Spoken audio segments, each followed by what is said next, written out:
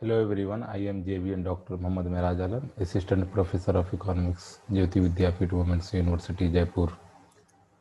In this session of video, I will discuss about problems in higher education in India. Right, before this video, I have discussed one video on problems of problems of education system in India. It is particularly for higher education system, right? Uh, this is the part of Indian economy, a paper which taught in a BA B.Ed program second semester. As we all know that there is an increasing number of higher education institutions, but their quality is questionable, effectively making islands of excellence amidst the sea of mediocrity. We are producing mediocrity, not talented, right? Increased accessibility to low quality higher education system has made democratization of mediocrity. Right. Raghuram Rajan, the ex-RBI governor, argued that India needs idea factories and universities by leveraging India's inherent strength like tolerance, diversity, etc. He said that there is a need for a strong accreditation agencies and continuing education. Right. Problem of higher education system in India as follows. There is a dual problem of both quality and quantity. Indian higher education facing both the problems, quality as well as quantity. Gross enrollment ratio in higher education is only 24.5%, which is alarming stage, which is at the alarming stage. Can we assume that India is becoming a world power and its higher education in gross enrollment ratio is only 24.5%. Even though education policy had an elitist bias in favor of higher education, means only higher education are favor those people which have a high income and which have a link in the higher education, right? The state of the same is much worse than the state of school education. It is not different, right? It is just like the school education. Unlike school education, there is no national survey of learning levels of college students, right? But at the school level, there is a learning levels of the student, desired level of research and internationalization of Indian campuses remain weak points.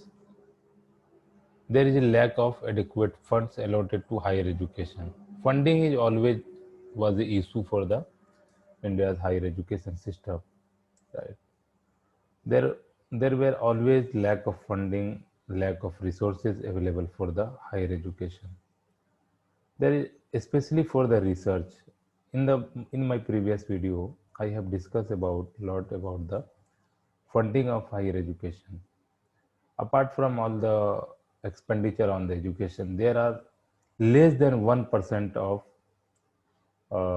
total educational expenditure are spent on the research and development, right? Also, there is a low philanthropic investment in the invest sector. Usually, philanthropy comes from the industrialist and big business houses. If we are not able to provide good managers, if we are not able to provide good engineers, if we are not able to make a great labor forces, why any industry should be interested to invest or should be interested to donate some amount of money into the education sector? This creates an exclusive dependency on the government funding by universities. Indian universities is solely depend on the government funding. There are no industry collaboration as such. There are only few institutes at par excellence in India have a industry funding and industry link. This in turn reduces the autonomy and vision of these universities, right? Privatization of higher education has not been led by philanthropy, but the commercial interest that does not have a symbiotic relationship with the vision of the university, right? This has led to inadequate human capacity, shoddy infrastructure, and weak institutions. As we all know that universities in India in a not a good condition. None of our Indian universities are ranked in the top, even top 200 universities in the world ranking, right? The reason is that there are a lack of research. Why there are lack of research in the university? There are a lack of infrastructure for the research facilities. There are lack of incentives for the researchers. There are lack of facilities for research. There are lack of identification of talent, right? All this because of funding issue. Indian research and Indian university always crying for the fund. The government fund is not sufficient, and in fact, the government fund is not feasible to meet the requirement of all the necessities of the university, right? Recommendation of Narayan Murthy Committee on the role of corporate sector in higher education have not been implemented, and thus challenging of CSR fund to higher education remains inadequate. Channel, not challenging, it's channeling. As we all are aware that there are certain percentage of profit of industry are mandatory expanding on the social sector. The discussion about CSR is to be used in the higher education, but it's remain inadequate, right? Banks and the financial institutions are not giving adequate attention to this area. Giving PSL status to these institutions can be considered. Indian higher education system is of a linear model with very little focus on specialization, right? The regulatory environment of higher education is sembles. UGC and AICT is the biggest organization in India to monitor the higher education system. UGC usually monitor the universities of the central level and the state level, and AICT are looking the uh, technical education. UGC and AICTE act more as controller of education than the facilitator. It should be facilitator for the fund, for the infrastructure, but they are only act as a controller. They control things. They snatch the autonomy of the different universities. Due to the mushrooming of colleges at higher rate since the 1980s, there is a regulatory sprawl in the higher education. Poor governance with mindless over regulation is widespread in this sector. Educational institutions responded to this with claims of academics and institutional autonomy for themselves, which was mostly a smoke screen for a culture of sloth in these institutions. There is a concentration of powers as these regulatory institutions control all aspects like accreditation, curriculum setting, professional standard setting, funding, etc. Yaspal Committee report 2010 point out that several problems in the higher education in India, compartmentalization and fragmentation of knowledge system, disconnect with society, overemphasis on entrance test, absence of innovation in learning methods, corrosion of autonomy of universities for long basis discipline across the physical and social sciences and humanities were ignored. There was an increasing trend and bright students choosing foreign institutes over Indian institutes for higher studies. They resulted in brain drain. Right. These are the common problem of higher education in India, and it should be timely removed. Otherwise, there will be huge crisis in Indian education, higher education system. Right. There is always a problem in India of brain drain. A person who have a high skill level or exceptional talent, they used to choose to work outside India, not India. Why these things brain drain happening? There are various reasons.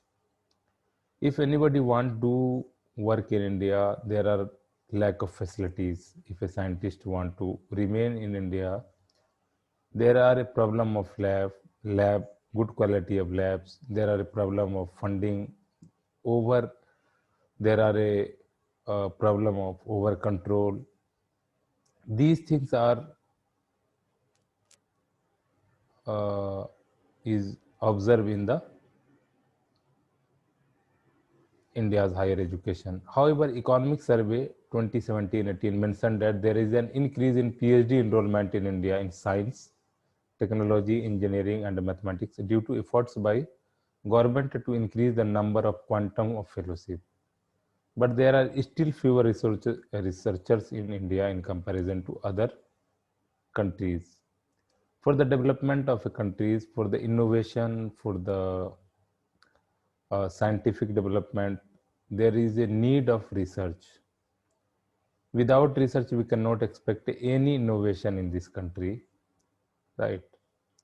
Budget 2019-2020 proposes a study in India with focus on bringing foreign students to higher educational institutions in India to make India a hub of higher education. Higher education institutions are used as a reward for loyalists and channels for graft by political parties in power. Indian higher education system is plagued by unregulated and shoddy coaching institutions. Coaching industry makes around rupees 24,000 crores a year in India. Proper regulation of the same is required. Research and development.